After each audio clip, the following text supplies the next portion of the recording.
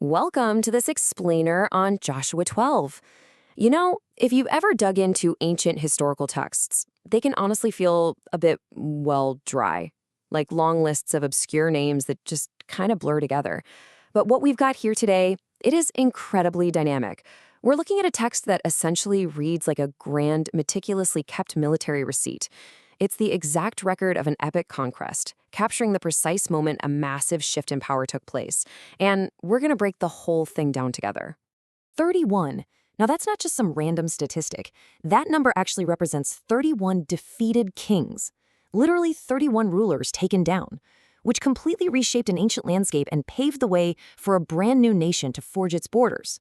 Here is what we'll be covering today: Moses on the Eastern Front, Joshua's Western campaign, the tally of 31, and finally, why this roster matters. Section 1, Moses on the Eastern Front, the predecessor's foundation.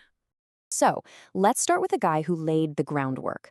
Moses conquered two massive eastern territories ruled by Sihon of the Amorites and Og of Bashan, who, by the way, were a formidable remnant of the giants.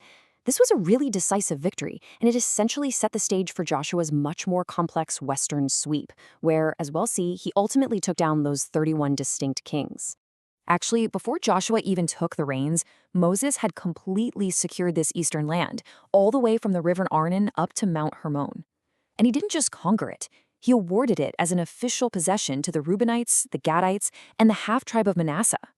So those very first foundational borders, they were officially drawn right here. Section 2, Joshua's Western Campaign, the successor's sweep.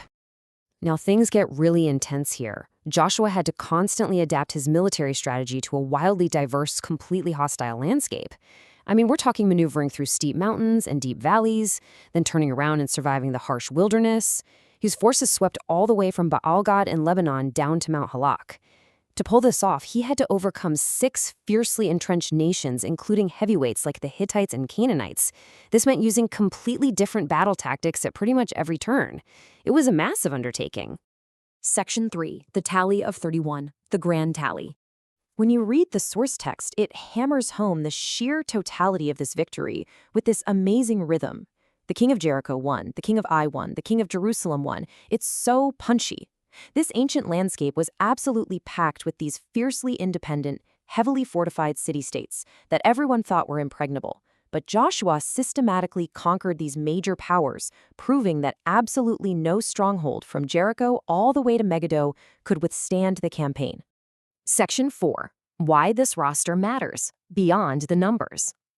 So, what's the big takeaway here? Well, this wasn't just some ancient brag sheet for Joshua.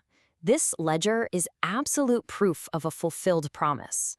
It really acts as the definitive historical receipt, proving that the promised land was officially secured, it was completely cleared, and it was finally ready for distribution to the tribes of Israel. It's the closing of a huge chapter. But of course, that brings us to the next big hurdle. With 31 kings defeated, these massive armies totally vanquished, and the land fully secured, we're left with a fascinating logistical puzzle for the ages. How on earth are these tribes going to divide up their massive new world? It's a huge question and definitely something to think about.